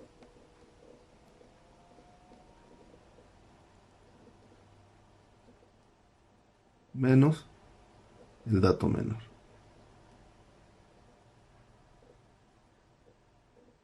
En este caso los teníamos con anterioridad. El dato mayor es 100 y el dato menor es 8. La resta de 100 menos 8 es 92. Muy bien, entonces este dato lo voy a anotar por acá porque me va a servir después. R es igual a 92. Muy bien. Ahora, para el paso número 3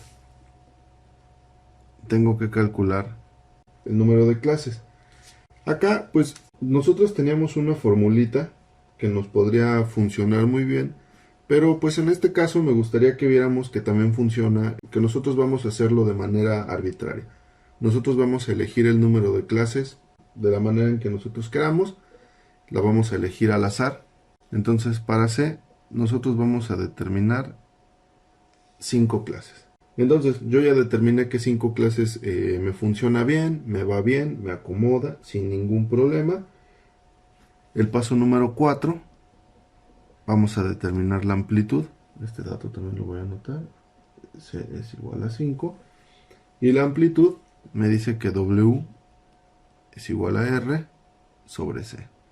Yo tengo que R vale 92 entre 5. Hacemos la división, 92 entre 5. Tenemos 92 entre 5. Aquí va un 1, va un 4. Después bajamos el 2 y va un 8. 5 por 8, 40 y le faltan 2. Ponemos un punto decimal, bajamos un 0. 5 por 4 me da 20 y es exacto. Entonces la amplitud es de 18.4, el cual vamos a redondear a 19. Entonces lo anotamos aquí, 19. Muy bien. Ahora voy a borrar porque necesitamos comenzar a hacer nuestras clases. O bueno, podemos determinar la primera clase sin ningún problema, sin mayor contratiempo, para que vean cómo se hace. La primera clase, pues yo tendría que agarrar el número más pequeño. Recordemos que va cerrado, el intervalo va cerrado. El número más pequeño es 8. Y a 8 le voy a sumar 19. Es decir, 8 más 19. Yo tendría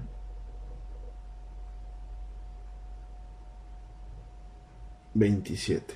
Entonces mi intervalo es de 8 a 27 y abierto. Recordemos, ¿qué significa esto? Que de este lado son números mayores o iguales que 8. Y de este lado forzosamente tienen que ser números menores que 27. Por consecuencia, mi siguiente clase empezaría en 27 y tendría que sumarle 19. Voy a borrar la pizarra para que podamos hacer ya las clases completitas. Entonces habíamos quedado que la primera clase empezaba en 8 y llegaba a 27. Bajo el 27 y para poder sacar el siguiente límite, pues a 27 le voy a sumar 19, que era lo que me había dado mi W. 7 y 7, 14 y 2 son 16, son 6 y llevo una, anoto acá. 2 y una que llevaba, 3 y 1 más es 4. Entonces de 27 a 46, bajo el 46 y a 46 le voy a sumar 19. 9 y 6 me dan 15, llevo una. 4 y una que llevaba, 5 y una más son 6. Entonces estaba de 46 a 65.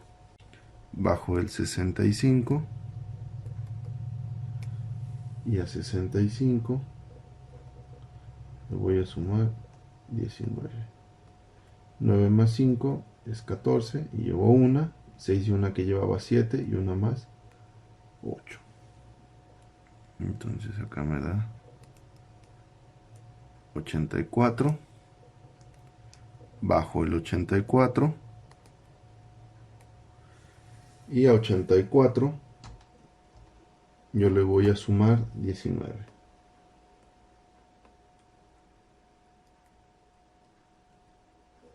9 y 4 son 13 y llevo una. 8 y una que llevaba, 9 y una más 10. 103. Ok. Profe, ¿por qué le dio 103 si nuestro dato máximo que nosotros conocemos es igual a 100? ¿Es correcto eso? Sí, es correcto. Lo que nosotros debemos observar es que este último dato que nosotros coloquemos siempre debe ser menor que nuestro dato más grande. Siempre debe ser más grande que nuestro dato máximo. Si a mí me hubiera dado 99, significa que algo calculé mal. Si a mí me hubiera dado 95, algo calculé mal. Pero si a mí me da 100, 101, 102, 103, es correcto. Repito, este datito debe ser más grande que mi dato máximo. Eso es importante. Esa es como una especie de guía para saber que hice bien las cosas. Bueno, ahora voy a borrar estas operaciones que hice por acá, muy básicas, y voy a comenzar a hacer mi tabla.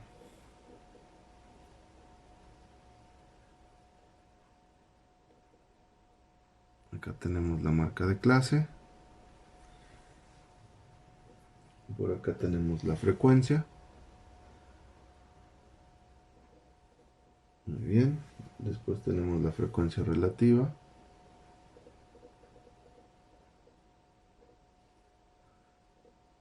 La frecuencia acumulada. Y la frecuencia acumulada relativa. Espero que ahí me quepa todo. Para la marca de clase, acuérdense que nuestro procedimiento es muy sencillo. Para la marca de clase, yo voy a tomar el 8, le voy a sumar el 27, 7 y 8 son 15, y llevo 1, y 2 y 1 son 3. Y este 35 lo voy a dividir entre 2.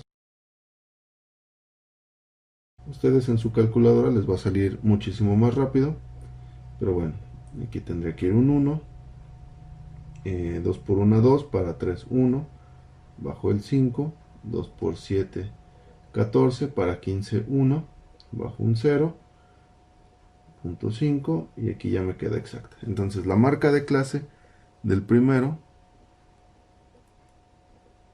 es 17.5.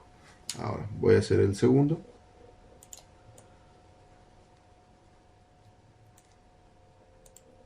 El segundo tomo el 27 más el 46 y lo sumo. 6 y 7 son 13 y llevo 1. 4 y 2, 6 más 1 son 7. 73. Y este 73 yo lo voy a dividir entre 2. 2 por 3 es 6, para 7, 1, bajo el 3. 2 por 6, 12, para 13, 1, pongo un punto, bajo un 0. 2 por 5, 10, para 10, 0. Entonces el siguiente es 36.5. Siguiente,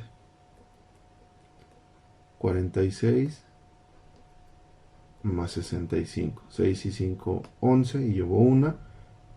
4 y 6 son 10, y 1, 11. 111. 111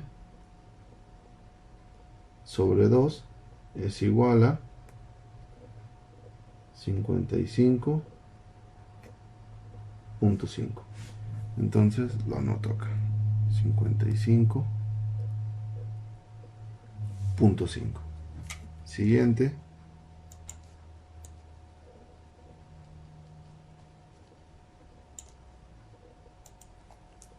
Tomo el 65 más el 84. 5 y 4 es 9. Y no llevo ninguna. 6 y 8 son 14. Entonces tengo 149. Y 149 lo divido entre 2. 2 por 7, 14. Me queda exacto. Bajo el 9. 2 por 4, 8. Me sobra 1. Punto decimal. 0. 5. 0.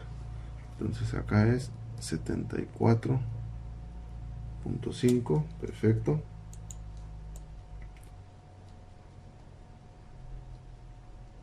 Muy bien. Y el último, yo tengo 84 más 103. 4 y 3 son 7. Un 8 aquí y un 1. 187 entre 2. Entonces hago mi operación. 187 entre 2. 2 por 9. Está muy suave ese, perdón. 2 por 9, 18 y queda exacto. Bajo el 7, 2 por 3 es 6 para 7, 1, punto decimal. Bajo el 0 y 2 por 5 me da 10 y queda exacto. Entonces tengo 93.5. Muy bien. Ya calculé yo entonces mis marcas de clase. Ahora vamos con el conteo de las frecuencias. Para el conteo de las frecuencias a mí me va a ser de mucha ayuda, mucha ayuda, el diagrama de tallo y hoja que yo diseñé. Aquí yo no lo puedo consultar porque yo ya lo borré. Lo tengo hecho en mi libreta, al igual que espero que ustedes lo tengan hecho en su libreta para que puedan hacer el conteo de manera más rápida. Entonces me está preguntando cuántos datos van que sean mayores o iguales que 8, pero menores que 27. Entonces yo tendría que va desde tengo un 8, un 14, un 18, tengo 1, 2, 3, 4, 5, 20, tengo un 22, ya serían 9, un 23 serían 10, un 25, 11 y un 26, 12. Entonces yo aquí tendría 12 datos.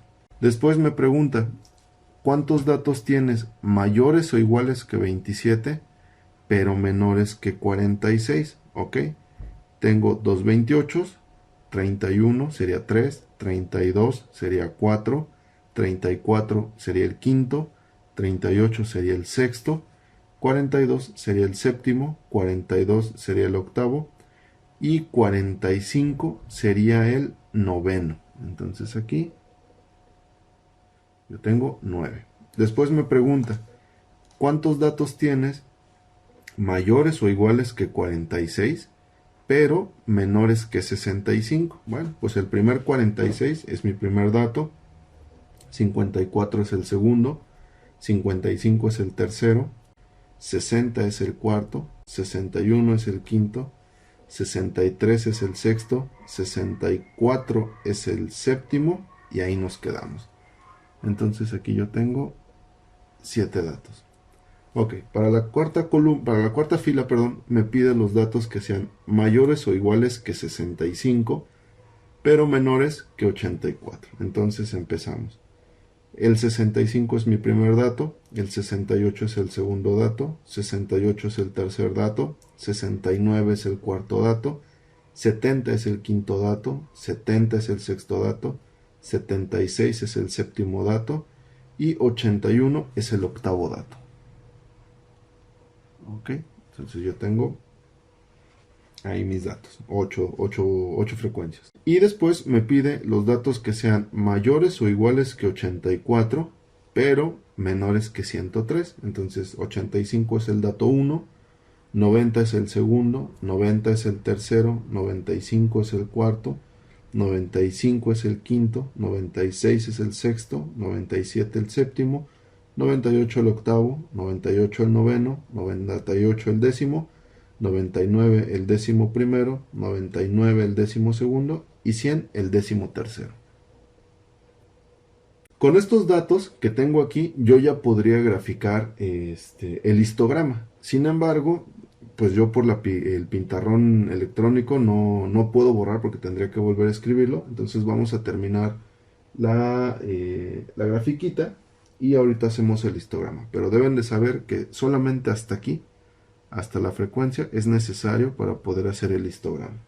En la frecuencia relativa, pues yo necesito saber el total de datos. Entonces yo sumo 12 más 9 más 7 más 8 más 13 y en total yo debería tener 49 datos porque tengo 7 columnas por 7 municipios. Vamos a verificar la suma. Tendría 12, 13, por acá voy a sumar el 9 y el 8 y por acá voy a sumar el 7. Para mí es más fácil sumarlos así porque no tengo calculadora. 12 más 13 son 25, 9 y 8 son 17 y acá tengo 7 y ahora ya integro. 17 y 7 son 24 y 24 y 25 son 49. Entonces lo hice de manera adecuada. Tengo 49 datos. acá en las frecuencias. Está bien.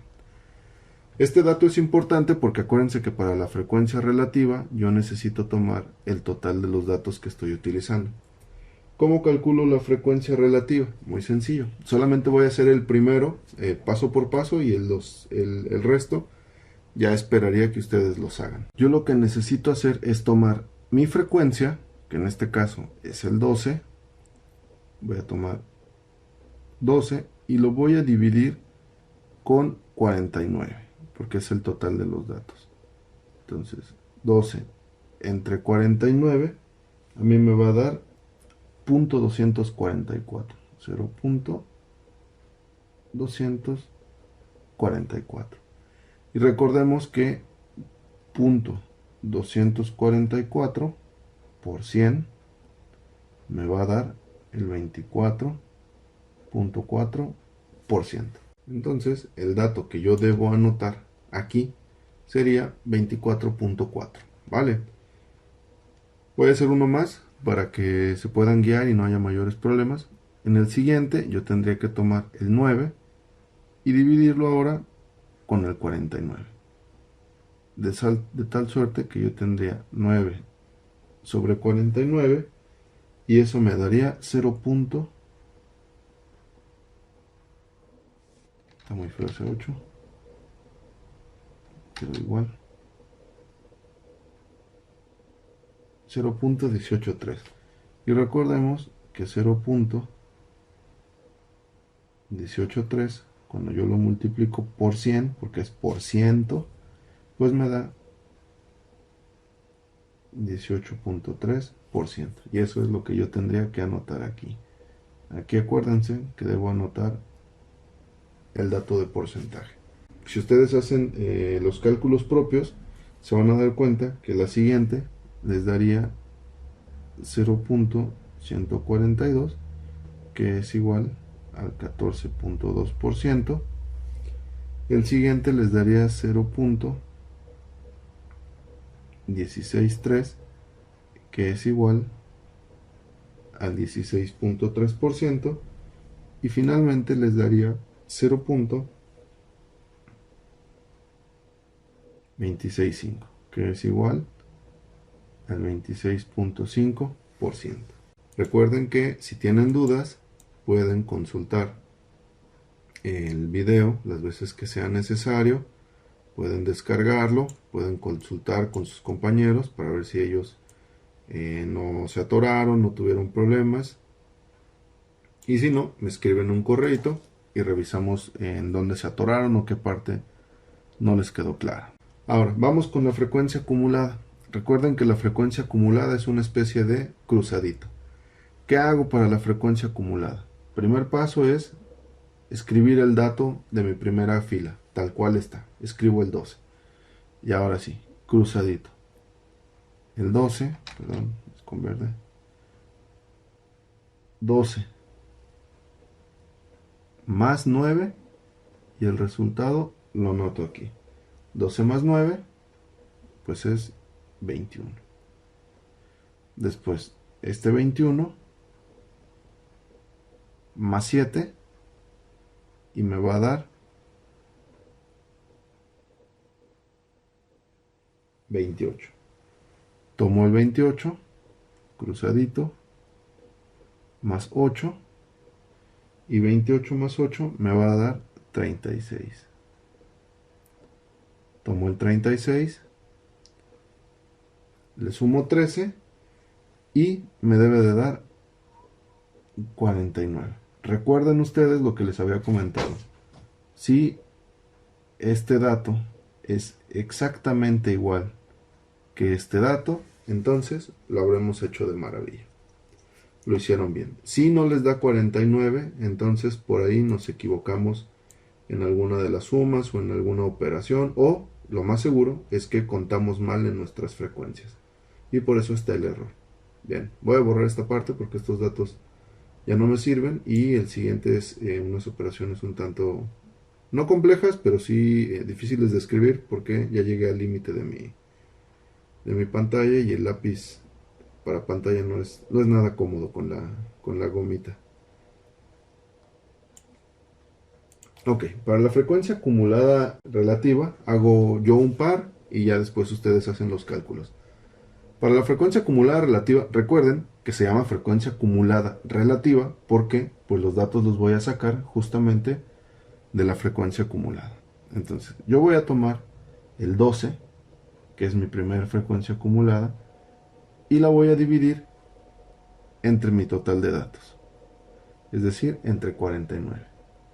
Entonces divido 12 entre 49 y me va a dar 0.244. Y ahí lo dejo. Después tomo el 21, que es mi segundo dato de la frecuencia acumulada, y lo voy a dividir también con 49. Entonces tomo 21 sobre 49 y ahí me va a dar 0.428. Verifíquenlo ustedes en sus calculadoras. No solamente lo copien, háganlo para que vean que estamos llegando a los mismos resultados. Después tomo el 28 y de nuevo lo voy a dividir entre 49, que es mi total de datos. Entonces tengo 28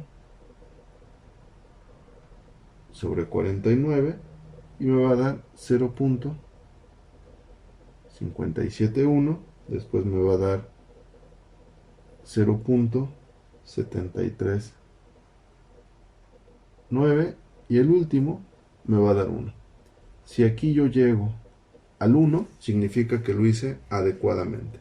Esos datos son para poder terminar mi tablita. Habíamos quedado en que los datos importantes para poder hacer la ojiva y el histograma eran justamente los de la frecuencia.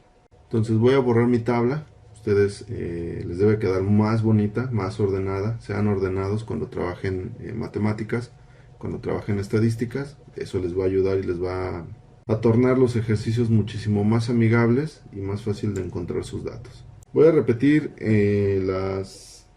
Bueno, ustedes ya lo tienen en su libreta. Entonces, lo primero que yo tengo que hacer es trazar una gráfica de dos ejes. Tengo el eje de las Y primero y el eje de las X, el cual creo que voy a hacer un poco más largo.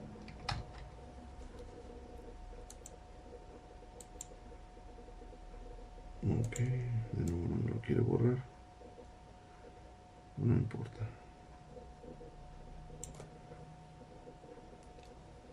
Ok. Evidentemente a mí me salió muy chueco, pero espero que a ustedes les salga un poco más derechito en su libreta. En el eje de las X, que es este eje, nosotros vamos a poner las clases que nosotros teníamos. Entonces yo aquí voy a tener la primera clase, que es de 8 a 27. Después una segunda clase donde voy a tener de 27 a 46. Después una siguiente clase donde voy a tener de 46 a 65.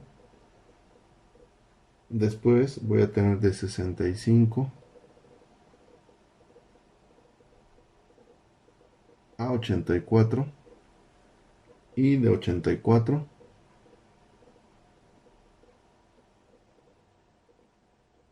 a 103. Muy bien, y ahora las frecuencias. Para poder hacer la gráfica de frecuencias yo tengo que observar qué tan grandes son mis frecuencias. En este caso, el que tuvo la frecuencia más grande es 13. Puedo hacer una gráfica que vaya de 1 en 1 sin mayor problema, haciendo énfasis en que la gráfica tiene que empezar a ser más fina en el 7 porque es la frecuencia mínima que yo acumule. Entonces comienzo a graduar. 1, 2, 3, 4, 5, 6, 7. Aquí sí ya le pongo el numerito. 8, 9, tal vez acá le puedo poner 9 para guiarme. 10, 11, 12 y 13, que este es el dato más grande que tengo. Muy bien, procedo a hacer mi grafiquita. Yo le voy a poner colores para que sea una guía más fácil. De 8 a 27 tuve 12 casos. Ok. 12 casos. Después de 27 a 46 tuve 9 casos. De 27 a 46, 9 casos. Aquí está, 27 a 46 contra 9 casos. Después de 46 a 65, que es esta, tuve 7 casos. Aquí está el 7, entonces más o menos por aquí va a quedar mi gráfica. Después de 65 a 84, que acá está, tuve 8 casos y 8 casos está aquí, entonces sube un shishito respecto del anterior. A ustedes ojalá les quede un poco más derecha en su libreta para que se vea mejor. Y finalmente de 84 a 103 tuve 13 casos. Entonces de 84 a 103 es este, y aquí está el tope de los registros. Muy bien. Y ahora pues solamente me faltaría agregar mi marca de clase, que normalmente la marca de clase suele quedar en la parte de en medio de las gráficas. Aquí estaría la primera marca de clase, por aquí estaría la segunda, la tercera, la cuarta y la quinta. Y para que se complete mi histograma, el histograma se nutre de una barra de una gráfica de barras con mezcla de líneas, porque yo tengo que unir donde están las marcas de clase. Listo. He terminado mi histograma. Yo ya me di cuenta cuál es el comportamiento. Si a mí el gobernador de este estado de Tanganica me preguntase cuál es la tendencia o yo qué observo, bueno, pues yo le podría decir que hay una captación muy importante, que hay estados que están captando por encima de 84 pesos, dólares, unidades monetarias que ustedes le quieran poner, que también hay una gran frecuencia de municipios que solamente captan entre 8 y 7, y pues es muy bajita la frecuencia de los municipios que captan términos intermedios. Nosotros podríamos sugerirle entonces que si quiere, que tendría que revisar, por ejemplo, qué está pasando con esta parte intermedia, que es la más bajita, para poder elevarla, ¿no? Dependiendo qué quieran hacer con sus impuestos. Entonces, con esto concluimos la unidad 2. Ya sabemos cuáles son los tipos de gráficas, ya sabemos cómo se hacen, bueno, al menos este del histograma. Ahora voy a plantear algunos ejercicios para que podamos hacer otro tipo de gráficas. Vamos a ver cómo graficamos otro tipo de datos, que no es tampoco muy difícil. Vamos a suponer, bueno, ya vimos el histograma. Vamos a ver cómo haríamos una gráfica de barras con los mismos datos que aquí tenemos. Vamos a suponer que a mí me están pidiendo que grafique el impuesto carretero. Muy bien. Gráfica de barras para el impuesto carretero. Ustedes tienen seguramente en su libreta sus datos, y entonces nosotros vamos a hacer de nuevo nuestra grafiquita. Tenemos el eje Y tenemos el eje de las X. En este caso, a nosotros lo que nos interesa saber, bueno, y aquí vamos a plantear una gráfica de barras sustentada en X. Eso es importante. Se puede hacer en Y también, depende de la orientación que nosotros queramos tener, la amplitud del área de trabajo que nosotros tengamos disponible. Pero lo más común es hacerlo sobre el eje de las X. Entonces, en el eje de las X, yo voy a poner a todos y cada uno de los municipios que tenemos en Tanganica, que son 4. Entonces, aquí yo voy a poner a Santa María, acá a San Pedro, después tengo San Juan, de San Juan tengo Ciudad Capital, después tengo Playa Linda, tengo Boca Bahía y tengo Santo Tomás. Reviso mis hojas. ¿Cuál es la frecuencia más grande? Pues la frecuencia más grande que yo tengo es un 38 y la frecuencia más pequeña es un 8. Aquí el espacio que yo tengo en la computadora es un tanto reducido, pero ustedes lo pueden hacer un poco más grande, claro, sin que utilicen 38 cuadritos porque es demasiado desperdicio de papel, pero tal vez podrían darle un valor de 2 a cada cuadrito para que puedan graficarlo de mejor manera. En este caso, pues yo me ajusto a lo que tengo aquí en la computadora. Más o menos yo tengo que hacer 4 cortes, porque el 38 es casi un 40, ¿no? Entonces yo voy a decir que este es 40, que este es 30, que este es 20 y que este es 10. Y por consiguiente, pues más o menos aquí es un 5, un 15, un 25 y un 35. Ok. Entonces, Santa María me dice que capta 20 exactitos. Entonces, Santa María sin mayor problema. Ahí está. Después me dice que San Pedro capta 38. Muy bien. 38 es casi 40. Casi llegando al 40. Echamos imaginación. Y ahí quedó el de San Pedro. Me dice que San Juan capta 20.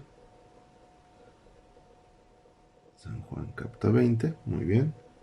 Después me dice que Ciudad Capital capta 31. Ciudad Capital llega pasadito al 30. Poquitín. Muy bien. Playa Linda capta 8. Es el que menor capta. Abajito del 10. Muy bien. Boca Bahía capta 28. Ok, Boca Bahía llega casi al 30. Perfecto. Y Santo Tomás capta 20. Muy bien. Entonces Santo Tomás capta 20. Aquí no hay marca de clase porque yo no tengo intervalos. No puedo establecer una marca de clase cuando no tengo intervalos. Es solamente hacer la gráfica para tratar de analizar las frecuencias. Aprovechando que ya hice esto. Si yo no quisiera una gráfica de barras, sino que yo quisiera una gráfica de dispersión, pues en vez de estas barras, yo lo que tendría que haber hecho sería poner puntitos. Un puntito aquí que represente esto, otro puntito por acá, otro acá, otro acá, otro acá, otro por aquí y otro por acá. Y estas barras, pues yo las tendría que haber eliminado, porque no me sirven.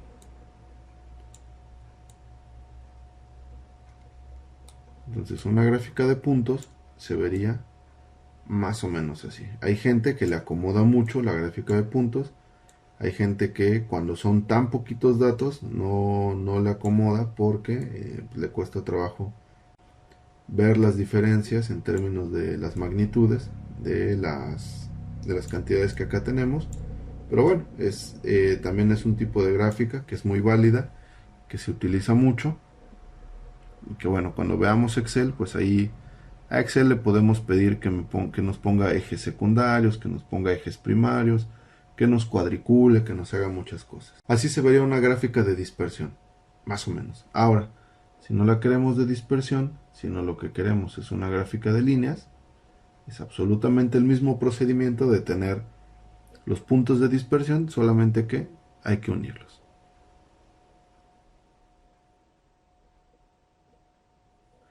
Y ya está. Profe, ¿y puedo poner primero a Santo Tomás que a Santa María? Sí, sin ningún problema. De hecho, si ustedes quisieran ordenarlos del más pequeño al más grande para ver cómo se comporta, si ustedes quisieran verlo de esta manera, pues lo único que tendrían que poner aquí es al más pequeño, que en este caso sería Santo Tomás, y al final tendrían que poner al que más capta, que es San Pedro. Si lo quieren poner al revés, es decir, que se vea así su gráfica, de puntos o de línea, pues acá tendrían que poner a San Pedro y acá tendrían que poner a Santo Tomás. Pero si no nos interesa verlo en orden ascendente o en orden descendente, sino que lo que queremos es ver otro tipo de cosas, bueno, esta forma nos sirve muchísimo. Hacer una gráfica de pie a mano es muy complicado porque necesitaríamos transportador y aquí es algo difícil enseñarles, más bien recordarles cómo utilizar el transportador porque todos lo utilizamos en la primaria y en la secundaria. Vamos a dejarlo así. Prefiero enseñarles a hacer la gráfica de pie en Excel o en StatGraphics y no tanto a mano porque pues casi no se utilizan esas a mano. Recuerden que si tienen dudas sobre cómo salieron las tablas o los datos de las tablas o cómo salió alguna de estas gráficas, no duden en revisar el video de nuevo, consultar con sus compañeros o bien mandarme un correo a miguel.barrera@ucro.edu.mx para que podamos programar una videollamada y atendamos todas sus dudas. Gracias.